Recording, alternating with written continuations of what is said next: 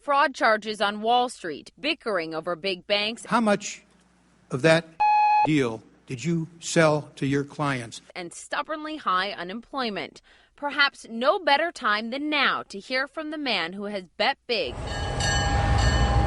very big, on the U.S. economy. Well, I just showed up at a hotel in Warren Buffett. What other investor can fill an arena with 40,000 people from around the world, all who want to hear one thing? That the recovery is underway, that we really are coming back. Well, the jobs are coming back slowly now. Business is coming back more than slowly. People have regained confidence to some degree. And in the basic businesses we're seeing a real resurgence in demand. A far cry from the economic Pearl Harbor Buffett described at the height of the crisis. But the questions shaking the foundation of American capitalism, well, they have not eased. Possibly the biggest change to our capitalist system since the 1930s is right in front of us. How do you regulate the banking system? How do you regulate Wall Street? Is this the fix for the long term? It's an improvement, and we'll always be improving. I mean, we didn't have the Federal Reserve until 1913. We didn't have the FDIC until 1934. It always will need improvement, but we'll always tackle those improvements, and that's the nature of capitalism. Also at the core of capitalism, business operating independent of overarching government control.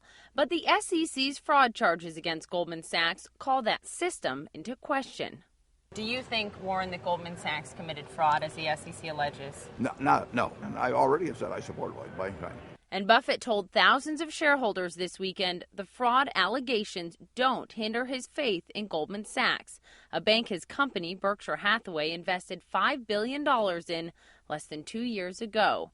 But some of his shareholders are unnerved. I'm concerned about our relationship with Goldman Sachs. We've always trusted Warren to be with really good companies, and he's supporting them, and I don't know if they deserve his support. But Goldman has Buffett's support, and so does President Obama and his push for Wall Street reform. What's the most important part of reforming the banking system right now? I'll give you one that isn't on the table, but this is in my annual report, and I've been preaching for a long time, and that's to change the incentives of the boards and the CEOs.